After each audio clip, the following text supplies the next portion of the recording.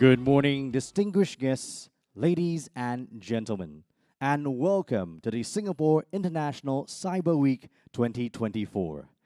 My name is Wayne Chan, and it's my pleasure to be your host this morning. Now, we have an exciting lineup of local and international panelists from both the public and private sectors here with us today. They will share their perspectives for today's high-level policy panel on when the next disruption strikes, who is responsible for digital resilience. We'd like to encourage our audience to pose questions for our panelists through Slido by scanning the QR code as shown on the screen.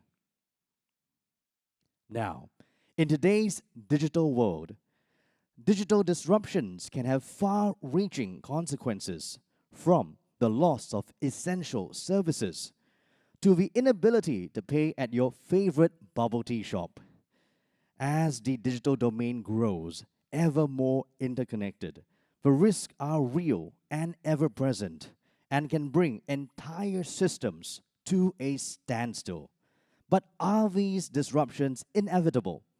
Who then should be responsible for ensuring our digital resilience? Now, we are so fortunate to have a panel of experts from government and industry to discuss the policy implications of digital resilience. They will share their insights on the critical question: when the next disruption strikes, who is responsible for digital resilience?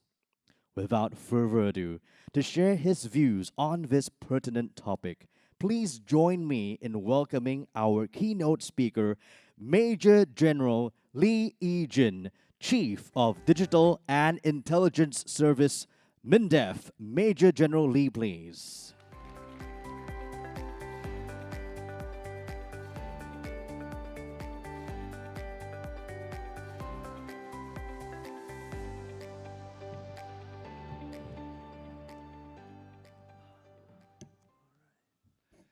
Hi, good afternoon, everybody. I'm deeply honored to be invited to share my thoughts, to set the stage for the rest of my very esteemed colleagues on this panel in a short while. My first thought when I saw this theme was actually one of bemusement, seeing that the organizers had posed us a rhetorical question as our theme. Who is responsible for digital resilience when the next disruption strikes? The question seems to beg an obvious answer, especially when you pose the question to a room full of government officials, industry leaders, tech practitioners, smattering of military folks as well. Yeah. Whoever you want to hold responsible for the latest debacle or the next one, it surely wasn't me, it was the next guy. I mean, you'll all be familiar, I'm sure, with the CrowdStrike incident, where one bad patch apparently brought 8.5 million devices to a grinding halt, and along with them, a rash of critical services around the world. These were some of the headlines in the aftermath of that incident.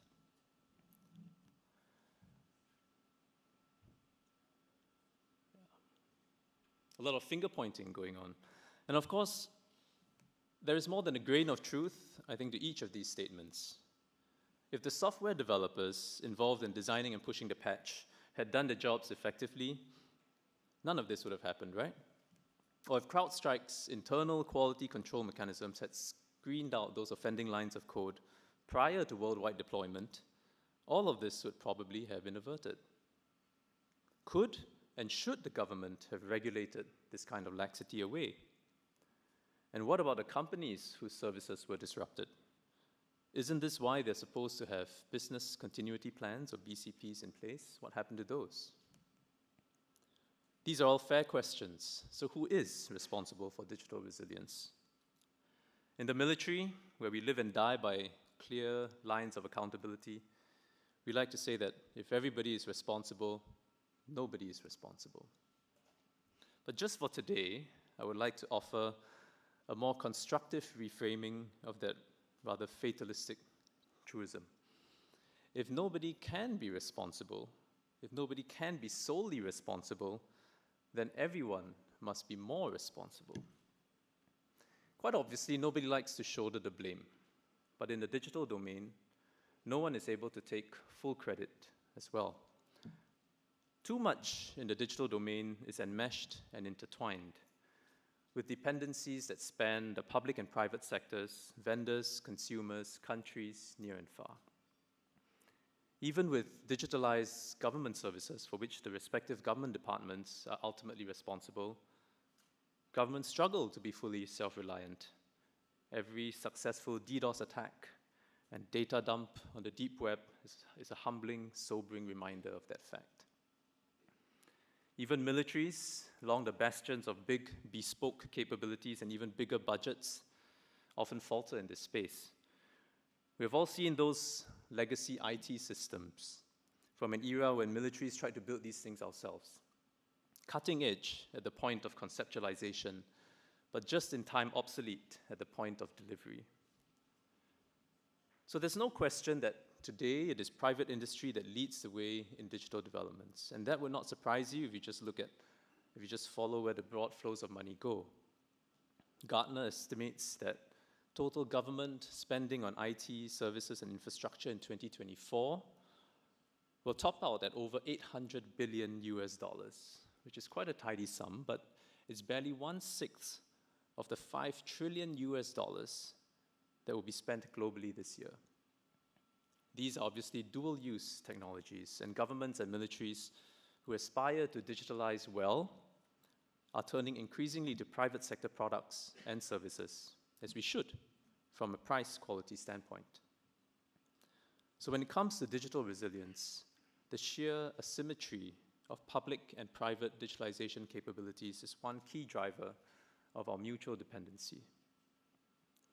A second key driver also relates to money, which is that the financial rewards from exploiting poor digital defenses are so great. This alone ensures that all of us will be constantly under threat from rogue actors seeking to profit from any chinks in our collective digital resilience. The global cybercrime economy for 2024 is valued at an estimated $9.5 trillion US, which is twice what the world will spend on IT in 2024, and almost half the size of the Chinese economy. Law enforcement efforts to combat cybercrime, while absolutely necessary, will not be able to keep pace with the sophistication and scale of malicious cyber operations that draw both strength and inspiration from an underground economy of that size. Individual companies and private citizens who hope to outsource their resilience to government agencies or other service providers do so at their peril. Achieving digital resilience at any meaningful level is clearly not something that anyone can do alone. If nobody can be solely responsible, everyone must be more responsible. Now, saying and recognizing that is one thing.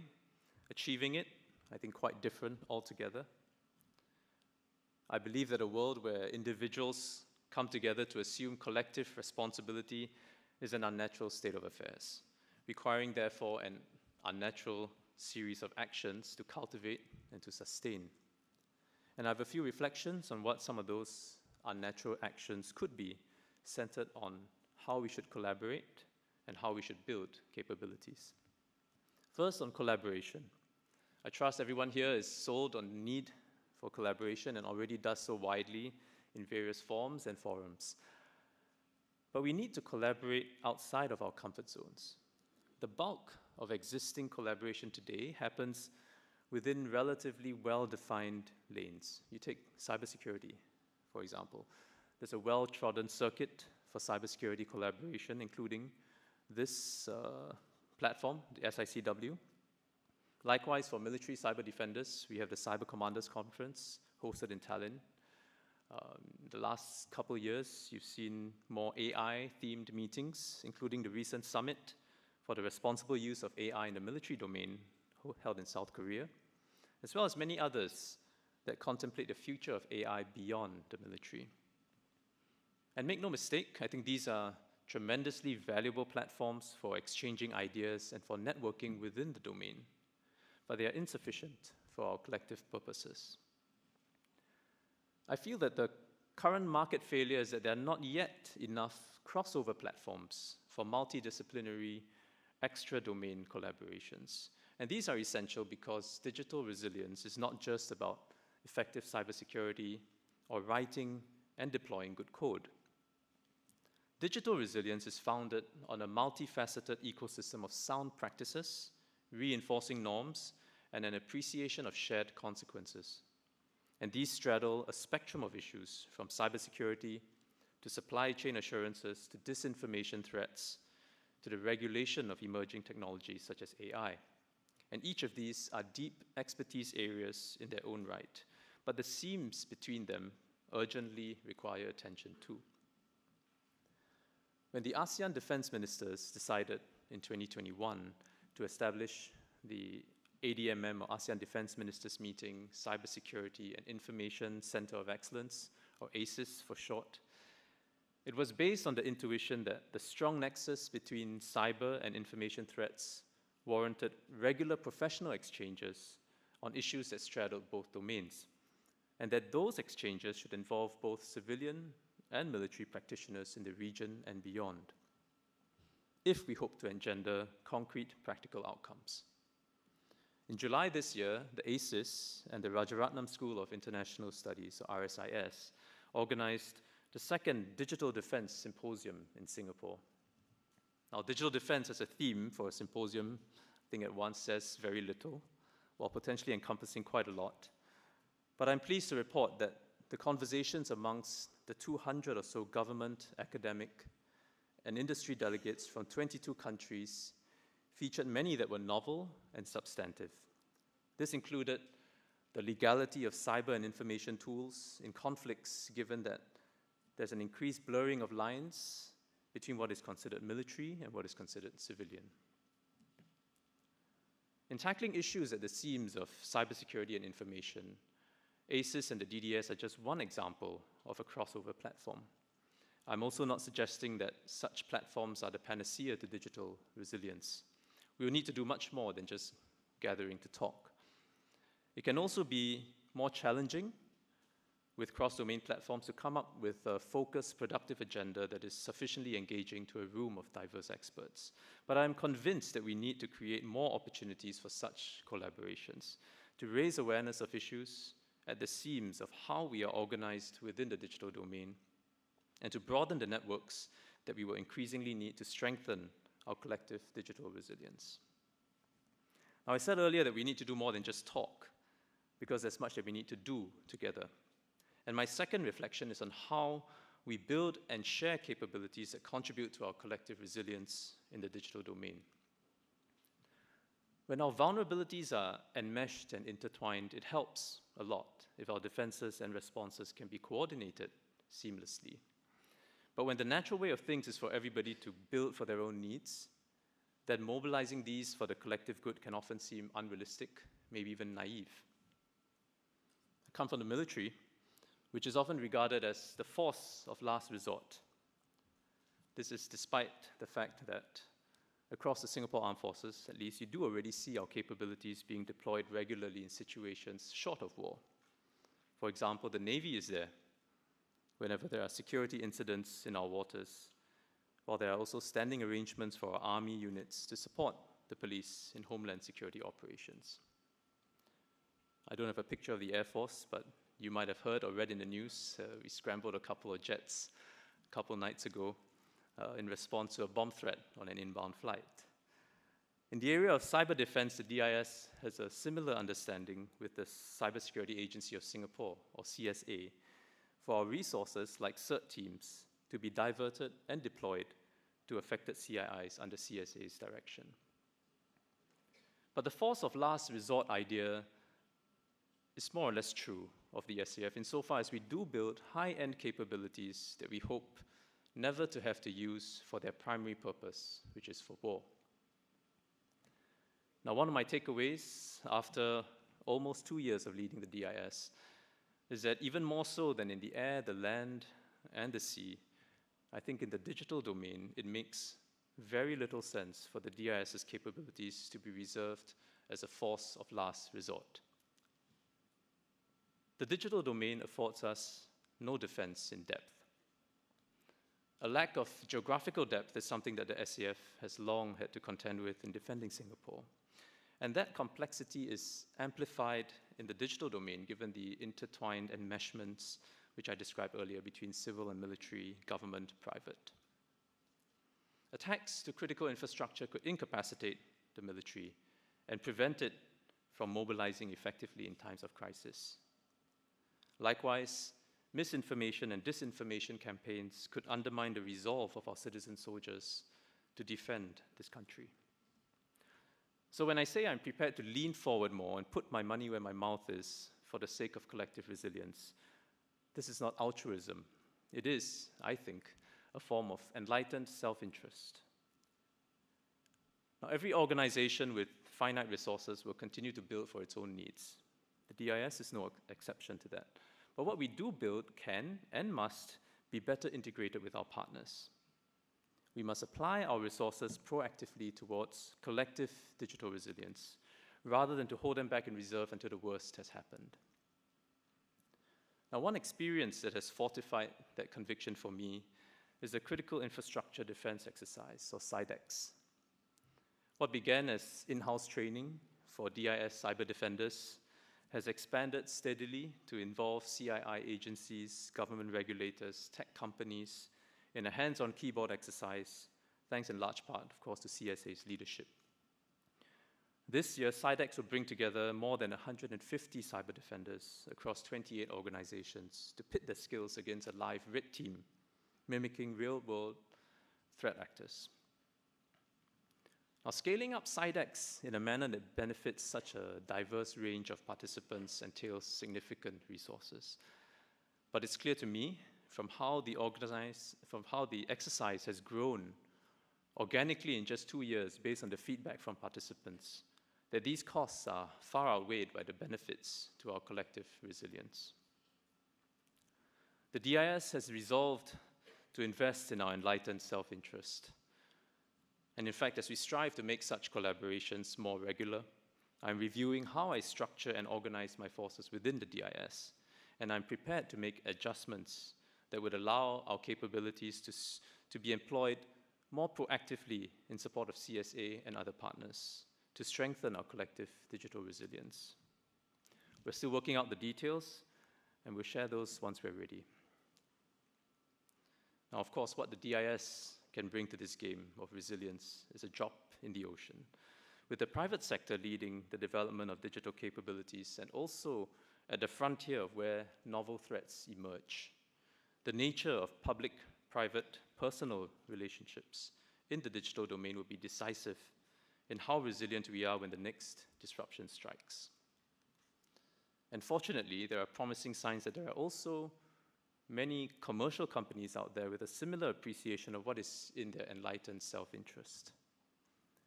These are just a few simple examples involving tech firms working with local government agencies here to share situational awareness, strengthen institutional responses, improve digital skills amongst underserved populations. Whether it's through dollar-free MOUs, corporate social responsibility efforts, or more informal arrangements, I think these all make a difference, as we are only as resilient as the weakest link in our chain. In closing, allow me to restate my 2 reflections on how we can enhance our collective digital resilience. First is the need to collaborate more outside of our comfort zones. And the second is being more intentional about sharing the capabilities that we each will build for ourselves. We need to talk more as well as to do more together. Thank you very much, and I look forward to an insightful panel later. Thank you. Thank you, Major General Lee. Please remain on stage. And of course, I would like to invite Major General Lee to take a seat as we proceed to invite the rest of the panelists to join him. Coming up, let us invite our panelists for this morning. First of all, we have Kemba Walden, President of the Paladin Global Institute. We're also pleased to have with us Andrew Whittaker, Head of Cyber Policy Department, UK Foreign, Commonwealth and Development Office. We'd also like to invite Akshay Joshi, Head of Cybersecurity World Economic Forum. And we're also happy to have with us Greg Bunghart, Director of Cybersecurity Policy, Department of Public Safety, Canada. And our moderator for this afternoon is Gaurav Modi, Consulting Managing Partner, ASEAN and Singapore, Ernst & Young.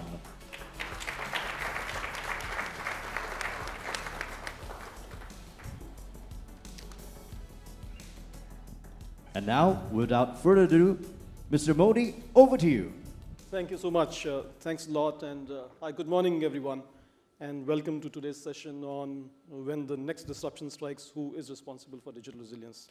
Thank you, General Lee, for such a wonderful and insightful session. I did note the wonderful, I think, line which you said, when no one is solely responsible, everyone must be more responsible. So thank you so much, I think, for setting the stage with that.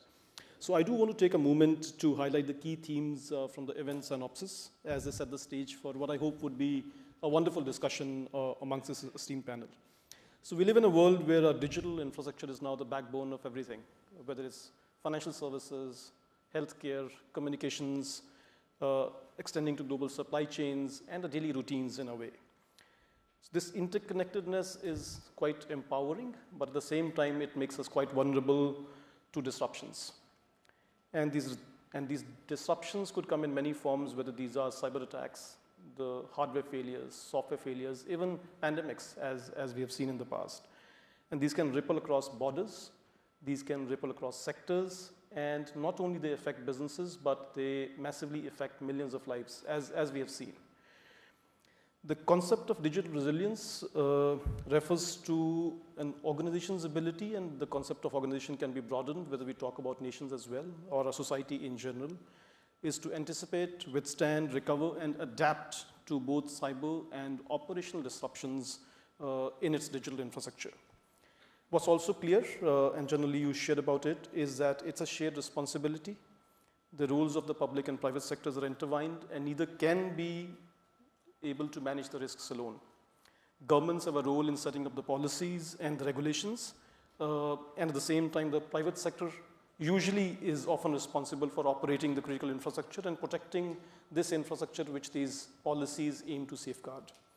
So a critical part of today's discussion will focus on the challenges faced to manage this resilience, as we have seen across the globe, the role of partnerships, which is important for us, and some actionable insights. How do we strengthen our approaches, whether it is through policy, innovation, or collaboration? And these collaborations, whether they come in the form of joint intelligence, joint capability building, disaster recovery planning, common standards, these partnerships become quite critical. So with that theme in mind, we will start the discussion. And since General Lee just started, maybe I'll start on the other side, Greg, from you. And this is the question to all the panelists as we begin our fireside chat in a way. So Greg, what are the most pressing challenges posed to the resilience in a digital ecosystem? Your thoughts on that? Thanks, Gaurav.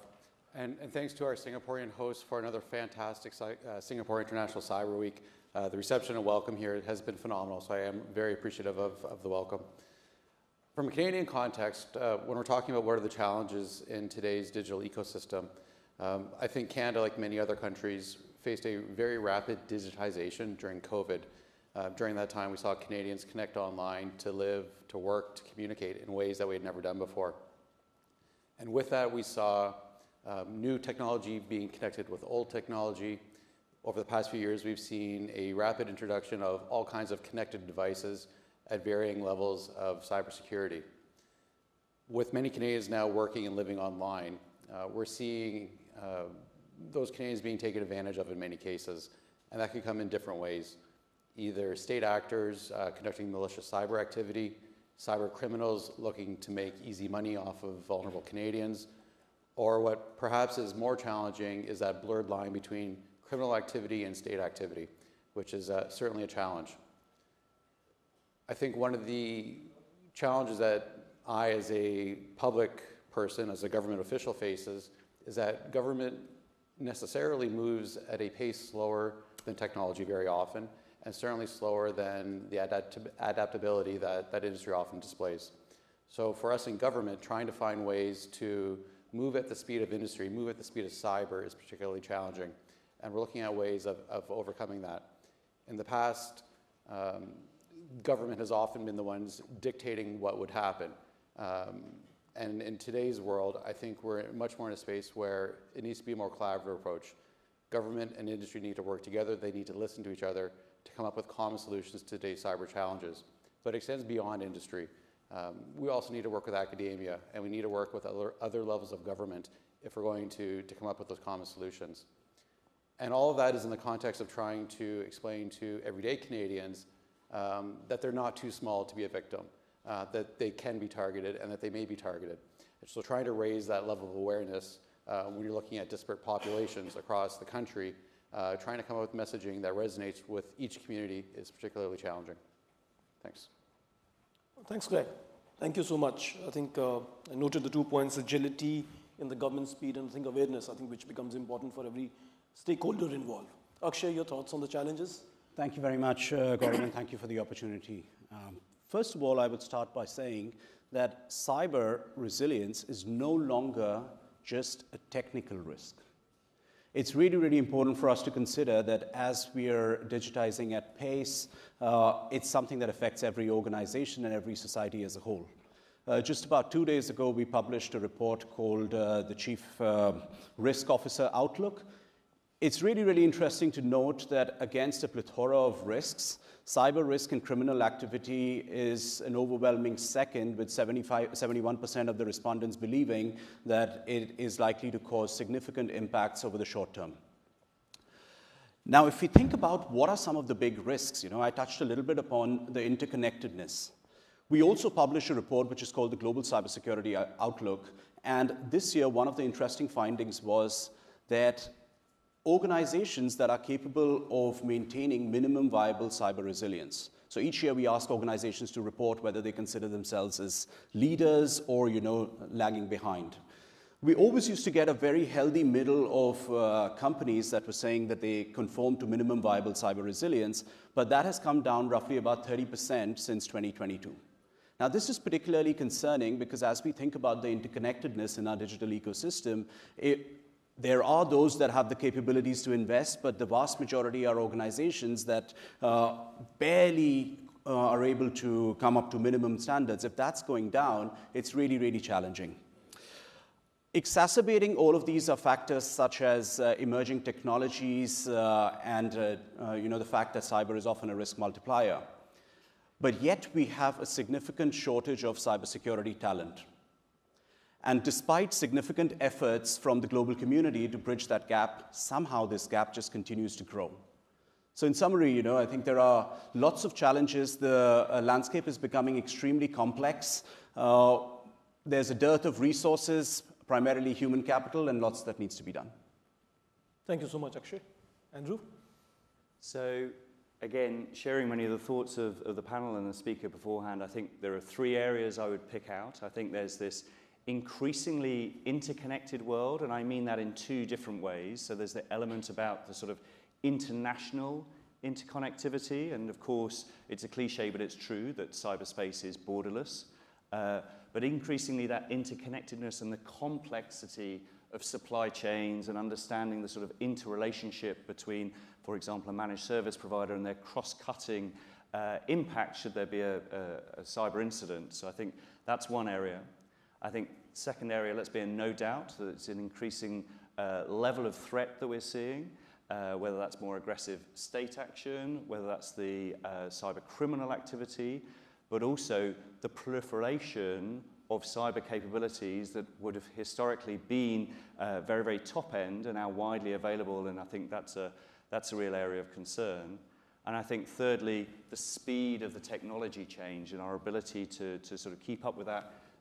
As we were saying, for governments, that's hard, and that's why we need a really genuine, inclusive, multi-stakeholder approach as we think about these challenges. And I do want to end it in a positive frame. It's because our lives, our economy, everything else has moved online. We are in an increasingly digital world, and that is a good thing for our prosperity and connectedness, but it brings challenges as well. Well, thank you so much. Very useful. Kemba?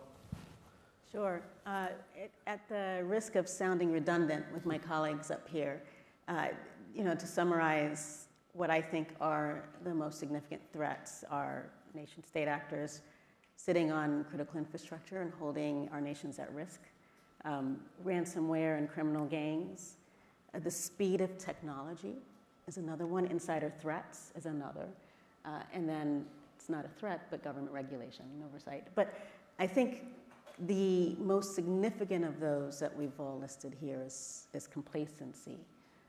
Complacency at all levels of the digital ecosystem, from the boardroom to those on the line, manufacturers. If you think about it, our digital domain is the only domain that was created by people. Land, air, space, water was not. But the digital domain was created by people. And so we cannot be complacent when we think about resilience in all the layers of our digital ecosystem, the people part, the technology part, and the doctrinal part. Investing in resilience at all three layers, I think, helps us become resilient, helps catastrophic events to not flatten our critical infrastructure, that doesn't allow people to be able to have the services that they expect to be delivered in our digital ecosystem, is everyone's responsibility. Self-interested enlightenment has been fantastic, possibly due to COVID, but it hasn't taken us far enough. So I think minimal viability for the least of us to be able to trust and be confident that when in the face of crisis you're able to still communicate, that you're able to still execute financial payments, that you're able to still get good drinking water, that you're able to turn on the lights at some point after a catastrophic event, is on the shoulders of all of us. Thank you. Very useful. Generally, any additional comments from you? Do I still get airtime? Yes, yes. I mean, I'll just maybe just double down on some of the observations that have come out. I think one, the nature of the terrain itself, it's been said that the digital domain heavily favors offense over defense. I think that's true. I think anyone involved in the defense side of it certainly feels it acutely, and attackers just kind of need to get it right one time, whereas if you're defending something, you need to get it right 100% of the time, all the time. So I think it's almost inevitable that you're going to make a mistake, a misstep somewhere. It could just be poor cyber hygiene. And I think that's related to a second observation, which other panelists have made, which is the interconnectedness. So I think there are multiple threats in many domains. I wouldn't underestimate any one of them, but I think just the fact of how interconnected we are, that you could do everything in your domain perfectly, but it could be a vendor-based vulnerability, it could be poor cyber hygiene practice by one of your own people, and that could still catch you up. And I think that the incentives to share the weaknesses and the vulnerabilities with others who would benefit from knowing it are not always in place. Regulation can help, but I think regulation is difficult to get just right without sort of stifling innovation, increasing costs too much, making compliance untenable. So, yeah, I would. No, thank you so much. I think quite useful insights. I think if I just try to summarize, I think the nature of the terrain, the interconnectedness, the agility that's still needed, the role of various constituents in a way which is needed, because not one entity or a set of individuals would be able to solve, considering the vast array. I think this whole landscape kind of presents us and the challenges it gives us, which kind of then leads me to the next question, which probably Andrew and Kemba, to both of you. With that context and the number of stakeholders or the constituents involved, are there any frameworks which can be leveraged or which have been established from a collaboration perspective between these various constituents? Any examples around it? Any specificities on the roles around it? So just kind of would love to get your comments. Sure. From my perspective, public-private partnerships have evolved. We've come to a state of collaboration as being absolutely necessary. I like to talk about professional intimacy. We need to be able to discover problems together. We need to be able to find solutions together. And we need to be able to execute together. And we've seen some examples of that happening. And there are a smattering of different frameworks that exist and some that have yet to be realized that get us to that point.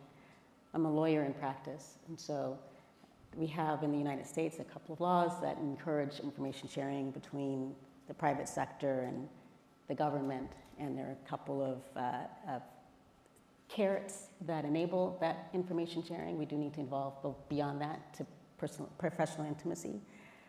We have a regulatory regime that is helpful for public companies, for example. Our independent agency, the Securities and Exchange Commission, has now executed some regulatory authorities that will now cause cybersecurity expertise in publicly traded companies on boards.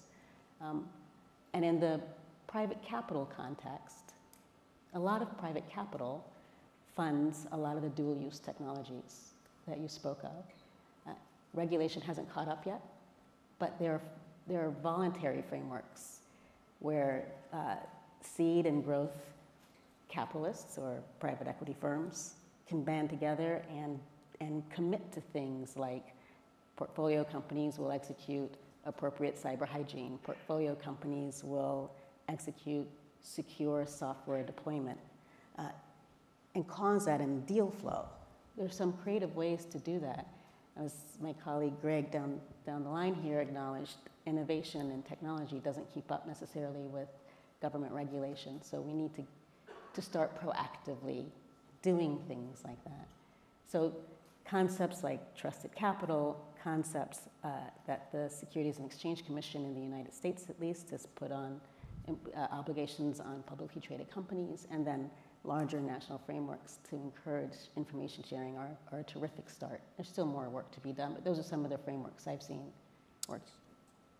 So I'm a British diplomat, so I will start at the sort of very top level. You asked about a framework, and at the UN, back in 2015, we agreed sort of 11 global norms, but we're still a long way away from having them sort of fully implemented in practice. So there is a framework, and I'm very grateful for my colleagues from Singapore and Malaysia who have been helping to advance the discussion about how do you take these global norms and turn them into lived practice. So that's at the very, very top level. Then I'll talk a little bit about some of the UK's approach. So we have our National Cyber Security Centre, and a couple of the different things that we do through that. One is giving that space to build the trust with industry by having a very deliberate partnership, particularly around information sharing, because it benefits all of us to share that information. The government has got a great convening power, working with particular sectors, but then sharing across the sectors to facilitate that information sharing. But then just building off what Kemba was saying, giving a framework at every level. So we have our program of Cyber Essentials, which are the simplest steps that we were able to identify that every individual or small business can take, let alone our critical national infrastructure.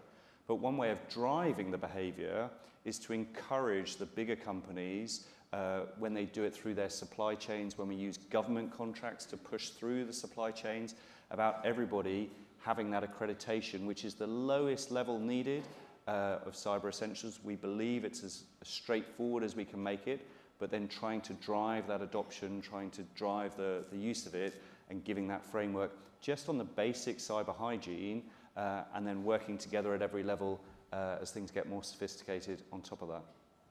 So I'll just maybe pick up from that point, Andrew. I mean, since you said, 2015 onwards, if the 11 global norms, there has been an attempt to establish it. But I think the speed of disruption has continued to progress. We've seen many incidents and events, and it feels like on the protection side, because there are so many constituents, we can only be as agile as our weakest link in a way.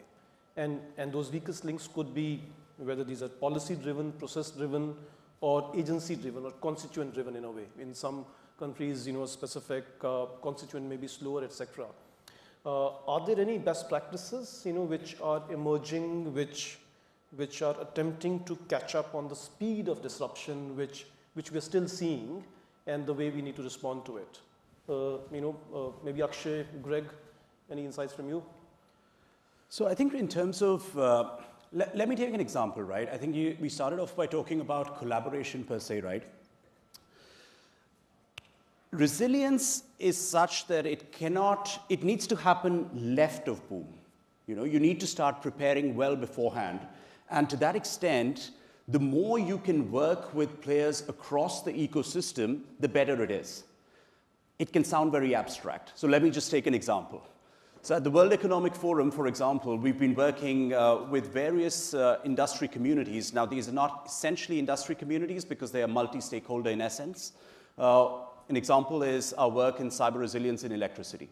How did this initiative come about? With CEOs identifying that cyber risks are particularly pronounced in the utility space. On the back of that, we built a community of CISOs and folks from government who are responsible for protection of critical infrastructure.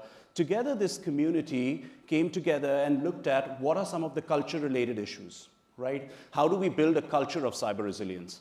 In the next step, they started to think about what are the incentives, what are the regulatory practices that are affecting all of us, and how is there a variance? Eventually started to think about, as we look at working together across the chain, again, this group comprises both the electricity technology companies, the providers, as well as the utility companies. So what does that mean? What is the shared responsibility model? I have to say, if it's shared responsibility, nobody's responsibility, but at the same time, the difficult discussion was really around, if we look at the value chain, how can we look at delineation of responsibilities? How can different actors come together? And by no means was this an easy discussion. But if you are bringing in these essentials, if you're working together in the good times, if you are really having an understanding of how the responsibilities are intertwined, arguably, when there is an incident, you will demonstrate a bit of agility in terms of how you respond. So in a nutshell, the ability for us to be able to work together is what defines how effective our response is going to be, and by extension, our resilience. Thank you, Akshay. Very useful. Greg? Thanks. And I like this thread that we're starting to pull on shared responsibility and its relationship to regulations and resilience. In Canada, we've relied in the past on a collaborative approach with critical infrastructure owners and operators, and that really took us to a good point. But a few years ago, we had the realization that that collaboration took us so far, but what we needed was a regulatory tool in our back pocket in case we ever needed it. So Canada has legislation moving through our parliamentary process right now that'll bring in some cybersecurity standards for 4 fairly regulated sectors. As part of the legislation development, we did extensive engagement with owners and operators of CI to make sure that we understood what they needed and what would help them, so that the legislation would be shaped in a way that we would achieve the end state, which is greater resilience in Canadian CI. As we move into the regulation making phase, and this is where we get back to the shared responsibility portion, the CI owners and operators are going to be an integral component of that process, so that the regulations that we develop make sense. Because to have regulations that can't be applied, that don't make sense, aren't going to achieve that end state of increasing resilience. By including stakeholders in the process, we'll be able to put in place something that works, that makes sense, and that also works for them when we're looking at companies that work across borders. With cross-connected infrastructure, it doesn't behoove us to have different sets of regulations and orders that don't match up across different jurisdictions. So as much as possible, we're trying to line up those regulations to get to that state of increased resilience. And then the other thing that I'll add on to there is, we can have the regulations in place, but when we talk about information sharing, particularly with CI owners and operators, I think as government, we need to get better at sharing threat information in a more timely and meaningful way.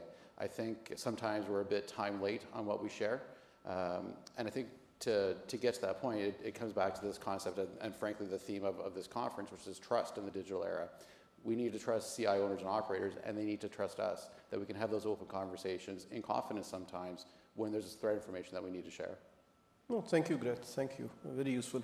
I'll probably go back to generally again. The other side of the lens is where you see the gaps in a current approach when we talk about collaboration. And you brought in a wonderful word that collaboration has to be outside of your comfort zone. I think which sets a very good principle. If you could just put some more insight on that. Maybe the thought I'd add to that, and probably I should have maybe defined resilience a little bit, but you did too, and I didn't go through that rigor in my speech. But resilience being not the absence of a disruption, but when a disruption happens, that means you assume that it happens. How do you restore operations? How do you restore confidence in the technologies, in the agencies that are involved? And I thought that, my colleagues have given excellent examples about different frameworks, or different approaches to do that, which I agree wholeheartedly with. I think that maybe it bears thinking about as well, to think about socializing. Do we socialize our populations enough that a disruption is going to happen, and what's going to happen when that happens? What should we do when that happens? And I mean that not just for sort of high-level decision makers, but also private citizens. I mean, there's a risk the only time we talk about resilience, and I agree completely with what Akshay said, you've got to start building on resilience sort of on the left-hand side of it before something happens, yes. But if we only talk about it after something like CrowdStrike has happened, then the risk is that you swing too far to the right in terms of your reactions. There's too much of a knee-jerk reaction to certain things. And the risk of that is you potentially, maybe you adopt non-cost-effective solutions, for example. Or when something happens, the trust that has been lost in the public, in the government agency, in the company involved. And I think this is especially true if you don't sort of suffer those disruptions on a day-to-day basis. Then that cost when something does happen, and that cost to public trust can be quite debilitating, and it can set you back somewhat sort of counterintuitively back even further than if everybody's used to these things happening. So I think some element of socializing our populations, what that entails, and then we can layer on all those things about what to do about strengthening resilience. Thank you. Very useful. I'll just maybe look at the consequences of managing resilience, collaboration, agility, to increase trust. And maybe Akshay, I'll start with you. What are some of the trade-offs which organizations, governments, regulators would need to manage when you're trying to strengthen digital resilience? So, there are a lot of trade-offs that come into the mix, right? If you take the case of startups that are looking to take a product to market, you have pressures such as go-to-market. It's a cash-constrained environment. If you could just take your innovation out, I think that would be the best. It's like go-to-market, try to get market share. But eventually what happens? You put out a product that is not secure, and there are ramifications of that, right? So if you go to an average startup and then you tell them that you need to be secure by design, default, or anything that the cybersecurity industry has defined as jargon, and they're not really going to be very receptive. But at the same time, to Kemba's point, increasingly as investors demand that of companies, it makes a big difference. And by the way, we did a body of work in 2019 when these practices by investors were not as mainstream or across the board, and it hit exactly at that point that in the absence of incentives, we need to be creating them, right? The second aspect is if we go along this notion of incentives, regulation plays a very, very big role. It is essentially a good thing. And it's not because I'm saying it, but because 70% of people that we surveyed believe that regulations have had perhaps one of the most significant impacts in terms of influencing their overall cyber strategy. And it helps secure leadership buy-in and commitment towards, and goes back to the whole notion of culture that I was talking about. I mean, for very, very long, cyber's been dismissed as a technical problem. It can no longer be the case. Therefore, it's really important for us to be able to identify what are the right incentives, and that can eventually help us offset some of the trade-offs that might come in the way of embedding cybersecurity within organizations and societies. Okay, so you're talking about, obviously, trade-offs around investments, innovations, but at the same time, regulation should be seen as an enabler rather than as something which is curtailing the process of innovation or slowing down stuff. Others, if you would like to add in or kind of chime in on that part of trade-offs.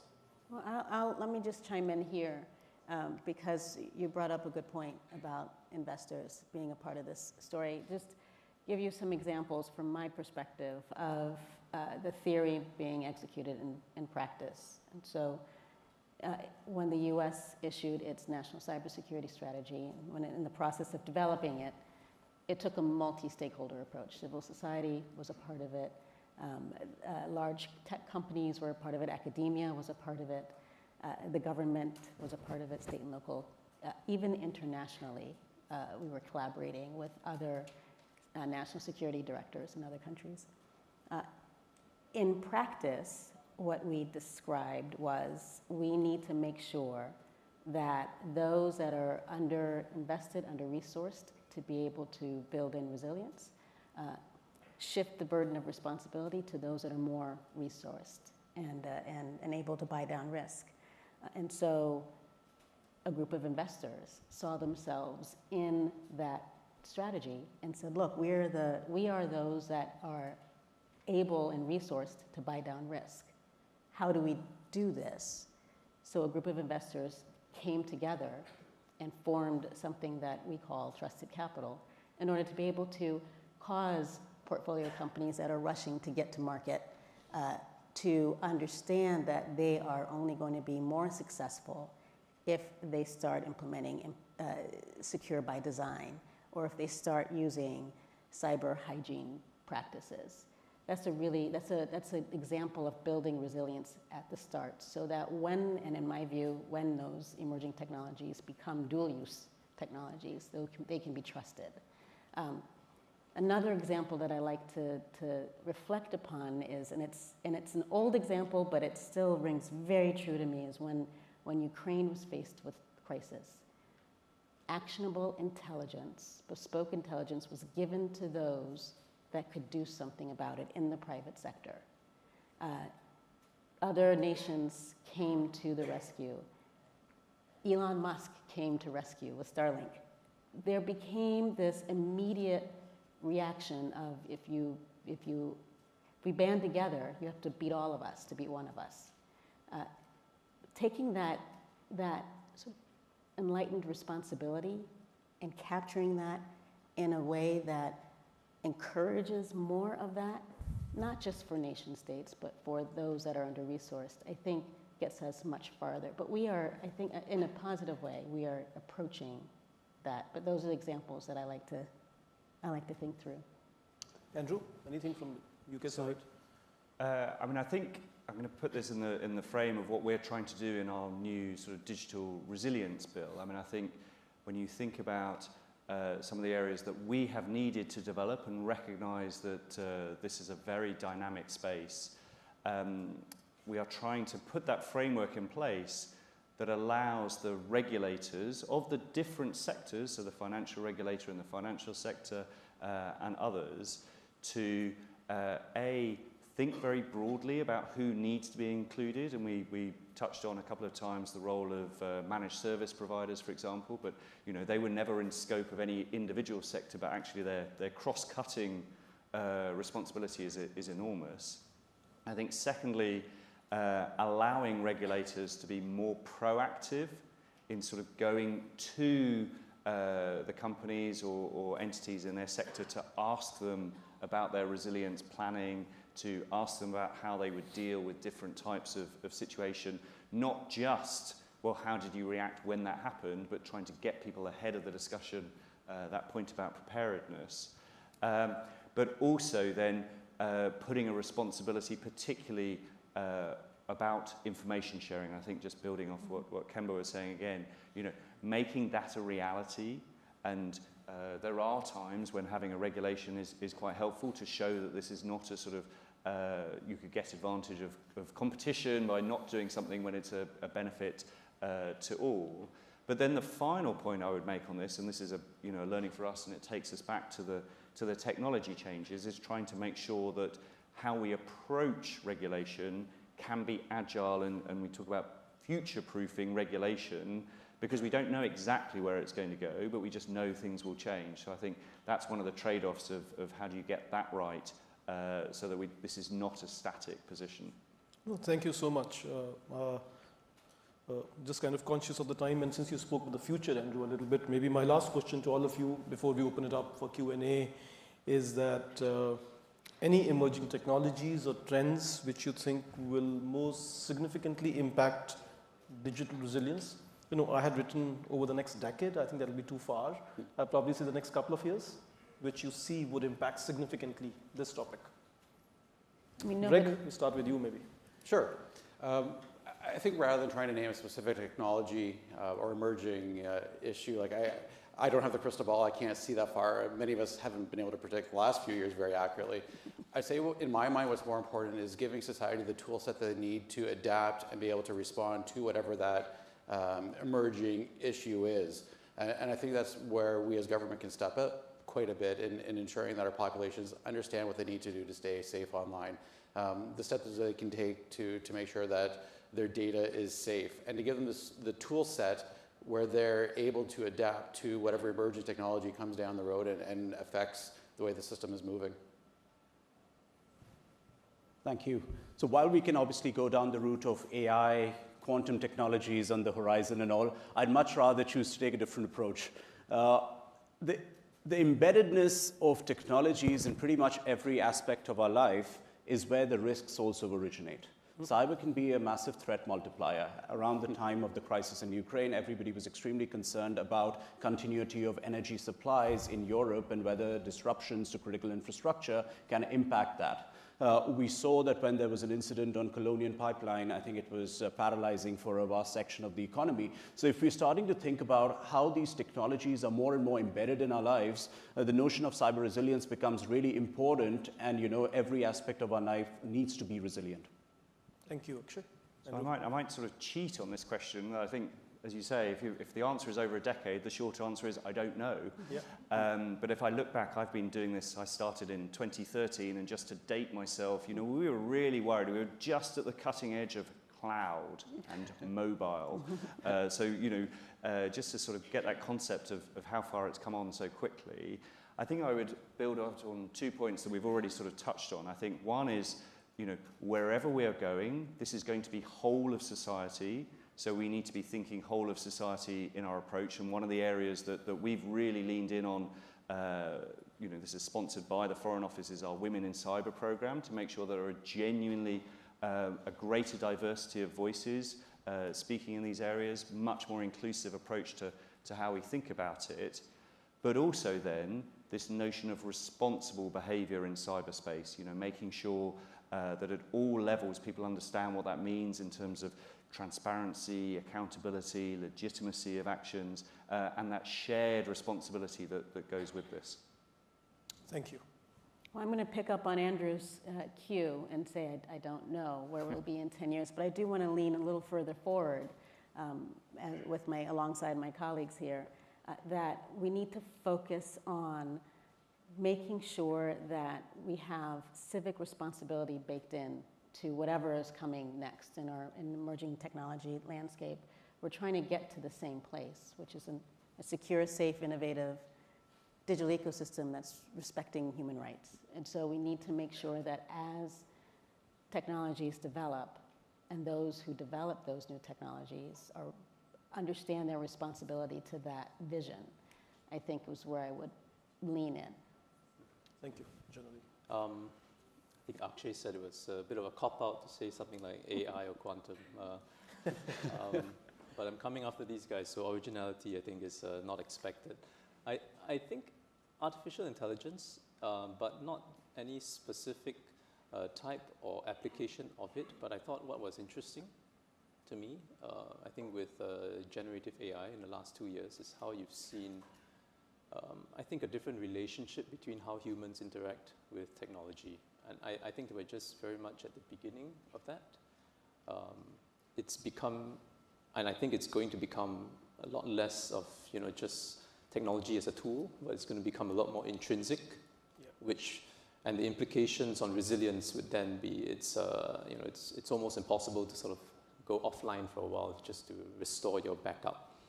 So I think that the entire thinking about what resilience is going to be is going to change. I think the whole relationship between knowledge acquisition, what it means to be an expert, what it means to exercise leadership in the technology domains is going to change with the likes of AI. And I think that has a lot of knock-on implications on, who sets regulations, who drives what the norms are going to be. So I think that is probably looking at a 5 to 10 year horizon, but I think that the relationship between humans and technology is something that interests me. Thank you. Very, very insightful. So what we'll do is we have a few minutes to go. I can take some Q&A from the audience if anybody wants to raise. Okay. Hello, can you hear me? Brilliant. Hi, Verona Johnstone-Holst from NCC Group. Thank you very much, everyone. Really interesting panel. There was a recent ANISA survey which found that 57% of small and micro businesses would potentially go bankrupt if they were subject to a cyber attack. Obviously, in a lot of those circumstances, they might have literally half a person looking after their IT systems as a whole, and so therefore don't necessarily have the resources to implement the same kind of programs, even to the level of the Cyber Essentials program that you mentioned, Andrew. So I was just wondering to what extent the panel think that small and micro businesses should be responsible for their own digital resilience, or to what extent governments need to intervene to provide that support, whether it's supporting them to uptake frameworks like Cyber Essentials, or it's support with the response to cyber incidents. Thank you. Do you have anybody specific you want to ask, or should I? So maybe I'll take that on in the first basis. I would slightly throw the challenge back, because I think, as you said, yes, as a small business, you want to focus on your sort of very particular bit of innovation. But exactly as we were saying earlier, if you haven't thought about your cybersecurity, if you haven't thought about your resilience before something happens, it's much harder, it's much more challenging to come up. And I say this on behalf of the British government, we do think the Cyber Essentials is at a level that my parents can do. So if they can do it, then I kind of hope that any small business in the UK can do it. And it was deliberately set out that way in order to give a framework. But I think you are also right, and I think a number of us have touched on this as we go through the panel, expecting small businesses to be wholly responsible for everything is also never going to work. So thinking about how we build those relationships, whether it's through the supply chains into the bigger companies, or how we build using our various models of sort of engaging industry to share information and making that available to people. I look at some of the capacity building work that we are doing internationally, and there's some fantastic partners out there that are allowing that information sharing to happen. So you are right, it cannot be all on a small business, but we think the tools and the best practice is there, and we're going to continue to encourage them to follow it. But I just in my own response to echo Andrew, the analogy I like to use is that car manufacturers are liable for all the pieces and bits in the car. They are responsible for putting in the airbags and the anti-lock brakes. They are responsible for making sure that the frame is safe, but the person driving the car is responsible for buckling the seatbelt. If you're a mother, you're responsible for putting the baby seat in appropriately. If you don't drive at all, you're responsible for looking both ways before crossing the street. So everybody has a level of responsibility. The question is, what is that appropriate level of responsibility? And for small and medium businesses, that might be a different level of responsibility than the large cloud service providers. And so as a government, and in the private sector, as a government, you need to think about how to take that enlightened self-interest and move it forward with regulation, liability regimes. But as a small and medium business owner, you need to start thinking about your business as something that needs cyber baked in. If you're an emerging company, you need to bake in and do a little bit more with software development, secure practices. So everybody has some level of responsibility, including small businesses. It's just a matter of what's appropriate. Thank you so much, Kemba. Anybody else has? Otherwise, I would take one written question. Last question. So maybe just last question. Generally, since we started with you, last question to you. which is quite interesting. What challenges do we face in creating a unified global approach to digital resilience, considering differing national interests, cybersecurity capabilities, and the levels of technology advancement? Sorry. What challenges do we face in creating a unified global approach? Unified global approach. Well, I think there's an absence of one. I think, and that you're starting to see geopolitics work its way into, it's very much thickly enmeshed, I would say, into what digital developments, how they're progressing, how they're being shared, how information is being shared. So I think that is a big challenge. I think that's not something that strengthens the collective resilience. I think it's not a question of right or wrong. I think it is, you understand why that's happening. I think it's a question on a different plane almost. But given the geopolitics, setting that context, and you see increasing bifurcation in technology, and you see bifurcation in terms of what people are willing to talk about, are willing to share, whether it's on hardware, software, I think that makes resilience a lot harder, because notwithstanding the bifurcation that's being driven by geopolitics, the connectedness that happens at a people-to-people level is more important. It's there, it's happening. So I mean, there's the politics of it, but then there's the people-to-people connections, which I think in this case are running sort of in tensions with one another. So, well, thank you so much. Very insightful, and I think wonderful closure to the panel. So I'd like to thank all my esteemed panelists. Thank you so much for such an insightful discussion. I, as a consultant, certainly am ready to write my next paper. I hope the audience found it useful. Thank you so much once again. Thank you, panelists.